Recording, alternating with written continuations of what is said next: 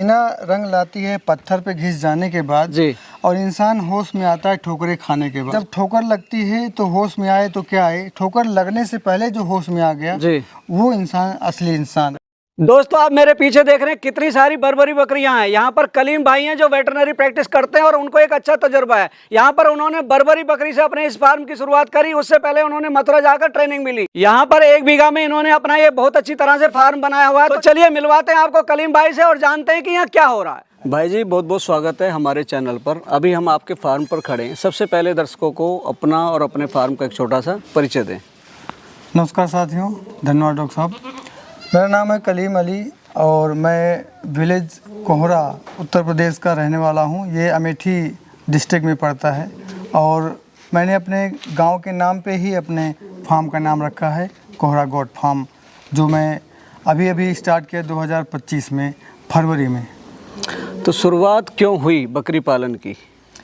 शुरुआत सर ऐसा है कि बकरी पालन एक बहुत फ़ायदे का व्यवसाय है। हम जगह में जैसा कि आप देख रहे हैं पीछे कम जगह में मैं 100 मदर गोट्स का फ्लॉक तैयार कर रखा है। तो कोई भी फैक्ट्री हो, कोई भी कारखाना हो, उसमें हम अगर उस काम करते हैं तो मार्केटिंग का बर्डन, एम्प्लॉयज़ का बर्डन, तमाम तरह के बर्डन्स होते हैं। लेकिन ये बहुत सुकून का काम है, इसलिए हमने इसको चुना और हम अभी फरवरी में शुरू किए, लेकिन 5 से 7 लाख के फ़ायदे की तरफ अभी भी हम बढ़ रहे हैं आगे। जी, आपने कहा वैज्ञानिक तरीके से, ठीक है ना?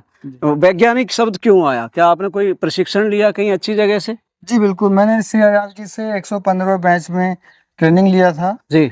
मैं प्रैक्टिस भी करता हूँ वेटनरी का। जी।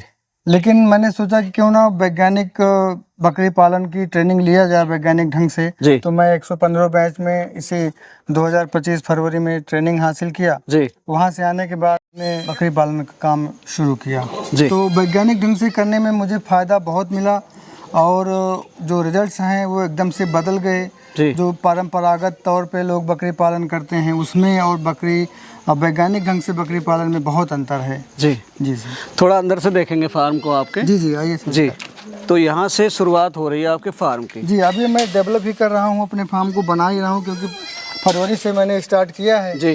तो अभी जो कैंपस आपके दर्शक देख पा रहे हैं जी जी विजुअल्स में वो बनाया और अभी जो है ये ओपन एरिया बनाया है। जी। ये 20 बाई 120 का शेड है हमारा। अच्छा। और ये जो है ओपन एरिया हमने बनाया है। ये पेड़ वगैरह लगाए हैं, अभी शुरुआत कर रहे हैं, लेकिन उम्मीद करते हैं कि बहुत जल्द इसे बहुत अच्छा आगे हम बनाएंगे। जी। अच्छा ये बताइए, आपने ये बर्बरी ब्रीड चुनी है जी, इस ब्रीड को चुनने की क्या वजह रही? बर्बरी ब्रीड सर मध्यम आकार की बकरी है जी और इसका प्रोडक्शन रेट बहुत हाई है। ये खूबसूरत नस्ल है जी और इसमें वजन भी बहुत अच्छा है, दूध भी बहुत अच्छा है जी। ये खासियतों की जो है एक तरह से भंडार आप इसे कह सकते हैं जी। बर्बरी नस्ल के बारे में मैं आपको बताऊं तो ये बारबरी कोस्ट सोमालिया उत्तरी अफ्रीका की उत्पत्ति है जी। वहाँ की ये ओरिजिन है जी। लेकिन सदियों पहले यहाँ पे इटावा में, मैनपुरी, चक्कर नगर, मथुरा में ये लाई गई थी और वहाँ पे इसका जम के पालन हुआ जी। तो ये जो बेल्ट है ये बर्बरी के नाम से जाना जाने लगा जी। अपने देश में कहीं भी बर्बरी करके कोई स्थान नहीं है जी। सिरोही जिले की नस्ल सिरोही जानने लगी जी जी। सोजत की वजह से, ब्लैक बंगाल की वजह से जी जी जी। लेकिन बर्बरी का जो ओरिजिन है वो बारबरी कोस्ट है, सोमालिया से है जी जी। इसलिए इसको बर्बरी कहते हैं जी। तो ये खासियतों की भंडार है डॉक्टर साहब। अच्छा। ये बहुत अच्छी नस्ल है जी जी। तो आपने शुरुआत जब की थी कितने बकरियों से आपने शुरुआत की फार्म की? हमारे एक बहुत अच्छे मित्र हैं, भाई हैं, संतोष सिंह जी। उन्होंने 25 बकरियों से मुझे शुरुआत कराया था जी।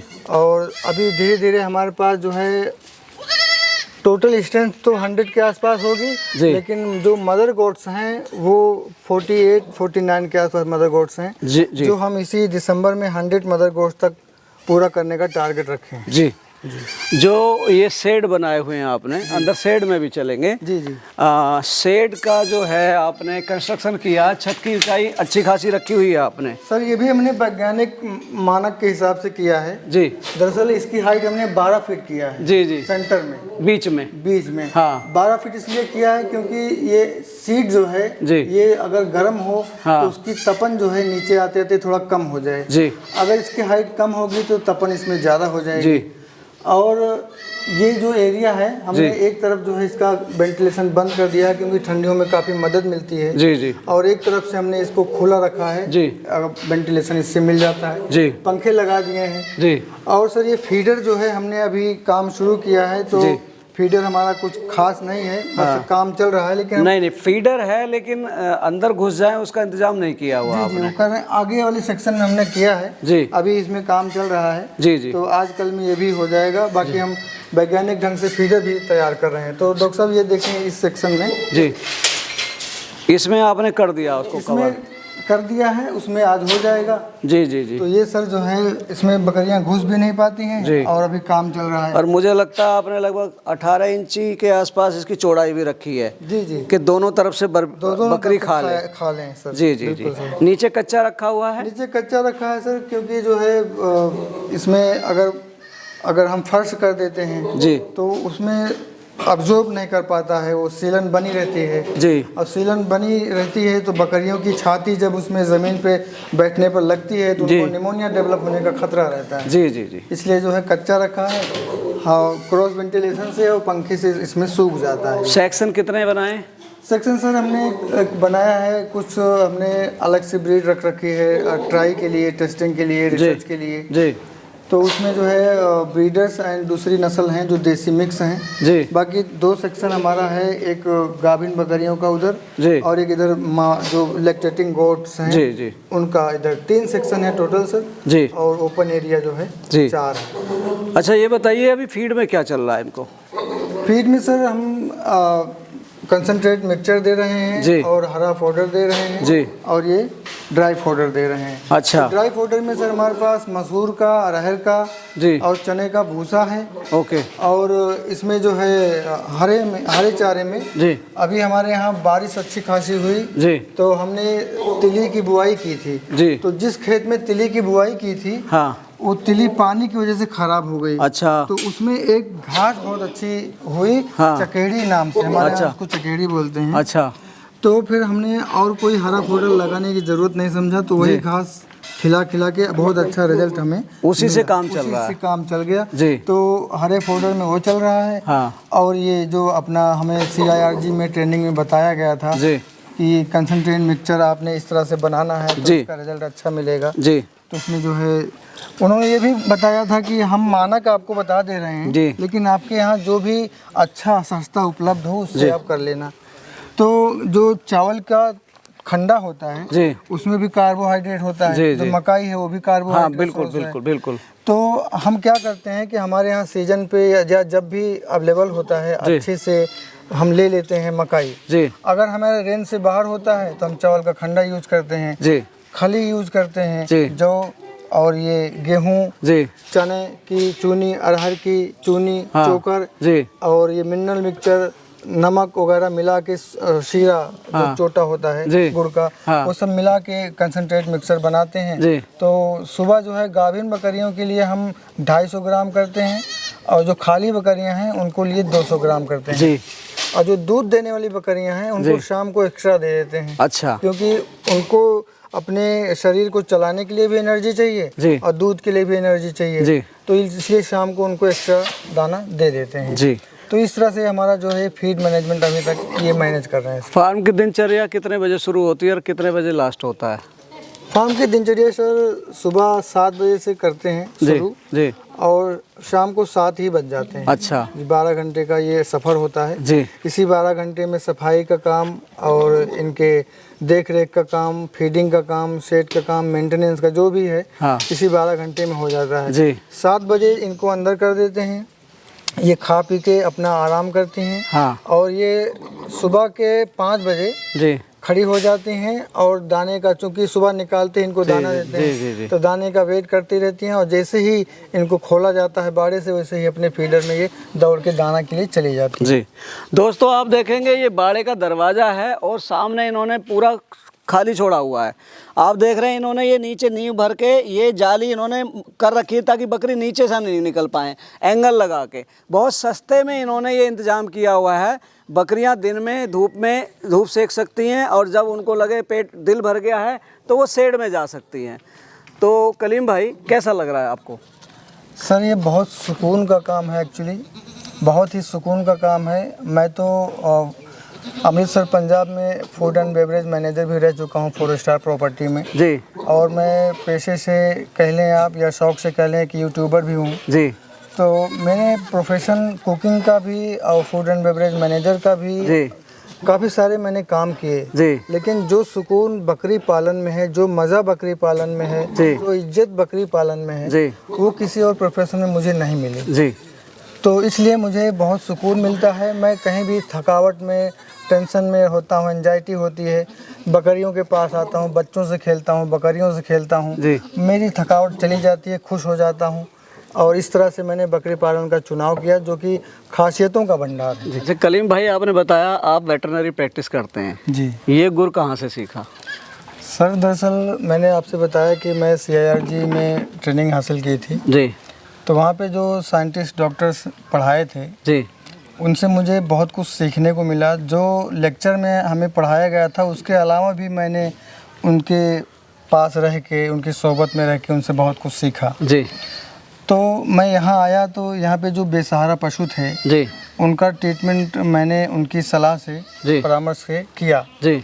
और जब करने लगा तो मुझे आसपास के गांव से कॉल्स आने लगे कि भाई यहाँ पे इंजरी हो गई है, यहाँ पे ये इसको एसोडियोसिस हो गया, इसको डायरिया हो गया है, इसको पैरालिसिस हो गया है। तो मैं प्रैक्टिस करता गया, उसी में मेरा हाथ सेट होता गया, परामर्श डॉक्टर्स का मिलता रहा तो एक बहुत ही अच्छी जो है अच्छा हाथ बन गया। तो अपने फार्म पे और साथ ही फार्मर्स के फार्म पे और बेसहारा पशुओं के लिए तो ये सेवा देखते हुए काशी प्रांत के गौरक्षा विभाग ने मुझे उसमें एक पदाधिकारी भी बनाया गौरक्षा में जी। तो इस तरह से जो है ये प्रैक्टिस अच्छी खासी हो गई जी। और मैं धन्यवाद करता हूँ उन डॉक्टर्स का जिन्होंने इसके लिए मुझे आगे किया और मुझे आप सपोर्ट देके काफ़ी कुछ सिखाया जी। अच्छा, हर फार्म पर जो बकरी फार्म शुरू होता है शुरू में एक झटका लगता है सबको जी। चूँकि आपने सीखा था, लोगों साइंटिस्ट से सीखा, क्या आपको भी ऐसे 2-4 होना पड़ा ऐसी परेशानी से? बिल्कुल सर, शुरुआत में जो है जानकारी के अभाव में नो डाउट कि नुकसान होता है और बहुत बड़ा नुकसान होता है जी। लेकिन मैंने बहुत ही कमर टाइट करके वैज्ञानिक ढंग से 1-1 इंच नाप के कदम रखा जी, जिससे मुझे नुकसान नहीं हुआ जी। लेकिन उन लोगों को नुकसान होता है जो जल्दी में होते हैं या कि वो चीज़ों को नज़रअंदाज करते हैं, लापरवाही करते हैं जी। और मैंने इस फील्ड में लापरवाही को आने की कोई गुंजाइश नहीं किया, लापरवाही के लिए मैंने नो एंट्री कर दिया जी। तो यही मेरा प्लस पॉइंट रहा, यही मेरा एडवांटेज रहा कि मैंने लापरवाही को, सुस्ती को, कोताही को के लिए जब नो एंट्री लगा दिया जी, तो मुझे फिर नुकसान का सामना नहीं करना पड़ा। बाकी मैंने कई फार्मर्स के अपने ही यहाँ देखा है, अपने गांव में आसपास में, जो ज़रा सी लापरवाही किए और बहुत बड़े परिणाम उन्हें भोगने पड़े जी। देखो, मेरे पास भी बहुत सारी कॉल आती हैं कलीम भाई, मैं उनको यही सलाह देता हूँ, पहले आप ट्रेनिंग करो किसी भी अच्छे इंस्टीट्यूशन से, उसके बाद में उनका आवास बनाओ जिस हिसाब से आपको पढ़ाया गया है, फिर आप उनके चारे की व्यवस्था करो। लास्ट में होता है बकरी लाना, और बकरी लाने के लिए आप 2, 4, 6, 8, 10 जितने आप फार्म घूमो वो करो और एक सिंगल ब्रीड से शुरू करो। लोगों को जल्दी फ़ोन आते हैं जी बकरियां खरीदनी है, बकरी फार्म शुरू करना है, कोई प्रशिक्षण नहीं है, कोई चारे की व्यवस्था नहीं है, कोई आवास की व्यवस्था नहीं है, सिर्फ बकरी खरीद के बहुत जल्दी वो चाहते हैं कि जैसे वो कमा रहा है ऐसे मैं भी कमा लूँ। बिल्कुल डॉक्टर साहब, इसमें कई तरह की बातें हैं। लोग जो है बकरी पालन करने के लिए इतने उत्साहित हैं जी कि बहुत ज़्यादा एक्साइटेड है जी। उन्होंने जो मन बना लिया है, आप उनकी जो सेलेक्ट किया उन्होंने नस्ल, वो नस्ल भी आप नहीं बदल सकते जी। कुछ भी बता दो कि भैया अपनी नेटिव ब्रीड से शुरू करो, आप ऐसे करो, आप वैसे करो, नहीं, कुछ नहीं जी। बाद में जब वो नुकसान उठाएंगे, हाँ। जब उन्हें होश आएगी, जी। तब जो है वो कहेंगे नहीं डॉक्टर साहब सही कह रहे थे। जी। तो देखें, हिना रंग लाती है पत्थर पे घिस जाने के बाद, जी। और इंसान होश में आता है ठोकरें खाने के बाद। जी बिल्कुल। तो जब ठोकर लगती है तो होश में आए तो क्या आए, ठोकर लगने से पहले जो होश में आ गया जी। वो इंसान असली इंसान है। जी। तो डॉक्टर साहब इसमें ये है कि एक तो प्रॉपर ट्रेनिंग लेके, हाथ से ट्रेनिंग लेके ये काम शुरू किया जाए। जी।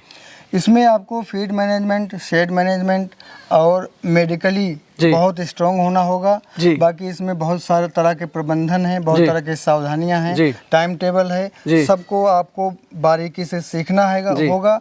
और अगर कोई ये चाहे कि मैं रिमोटली इसको कंट्रोल करूं, जी। मैं कहीं और रहूं और 2-4 लोगों को वहां लगा दूं जी। और साल भर में 25 लाख 30 लाख मुनाफा कमाऊं, जी। तो ऐसा मुमकिन नहीं है। जी। आप जब तक कमर टाइट करके अपने फार्म पे नहीं आते हैं, जी। आप खुद से मॉनिटर नहीं करते हैं, खुद से दाना पानी नहीं करते हैं, जी। तब तक आपका फार्म नहीं होने वाला जी। है। मजदूरों के भरोसे आपका फार्म नहीं चल सकता है। जी। और ना ही तो आप बिना ट्रेनिंग के फार्म चला सकते हैं। जी। तो अच्छी फार्मिंग अगर आपको करना है तो खुद से आपको करना होगा, या कि आप खुद नहीं भी कर रहे हैं, हाँ। तो अपने देख रेख में, अपने निगाहों के सामने जी। आप देखिए कि इसको क्या कमी है, उस कमी को पूरा कीजिए। जी। आप देखिए कि कितना दाना डल रहा है, कितना जी। भूसा डल रहा है, टाइमिंग क्या है, जी। सारा कुछ आपकी देख रेख में होना चाहिए। जी। सारा कुछ आप मजदूर पे नहीं छोड़ सकते जी। हैं, और ना ही रिमोटली आप इसको चला सकते हैं। जी। मैंने 2019 में बकरी पालन शुरू किया था। जी। दरअसल जी। तो 5-6 महीने चला के मैंने इसे बंद किया था। जी। उस वक्त मुझे जानकारी का अभाव काफ़ी था। जी। तो नो डाउट मैंने भी नुकसान उठाया था। जी। लेकिन बहुत कम नुकसान उठाया था। फार्म पे PPR भी आया था। जी। वही समय था जब मैं जो है इसमें मेरा हाथ सेट हुआ वेटनरी प्रैक्टिस में। जी। जी। तो वो माइनर सा नुकसान हुआ, तो मैं अपने आप को प्रिपेयर कर लिया इन चैलेंजेस के लिए। जी। और जब मैंने फरवरी में जो है स्टार्ट किया, जी। तो फिर मैंने किसी तरह की लापरवाही नहीं की, पूरा साइंटिफिक वे में मैंने इसे स्टार्ट किया। दोस्तों, कलीम भाई ने वेटरनरी प्रैक्टिस भी की, इन्होंने बहुत सारे काम किए, उससे पहले जॉब भी की, और अब ये बकरी पालन कर रहे हैं। जैसा कि इन्होंने बताया कि ये आसपास के जो ऐसे पशु होते हैं जिनका कोई देख रेख करने वाला नहीं है, उनकी ये निःशुल्क देखभाल भी करते हैं। तो ये थे हमारे साथ में कलीम भाई, जिन्होंने आपको अपने बर्बरी गोट फार्मिंग के बारे में इतने विस्तार से बताया। वीडियो को लाइक करें, शेयर करें, व चैनल को सब्सक्राइब करें। मिलेंगे जल्दी एक नई और इन्फॉर्मेटिव वीडियो में, तब तक के लिए नमस्कार।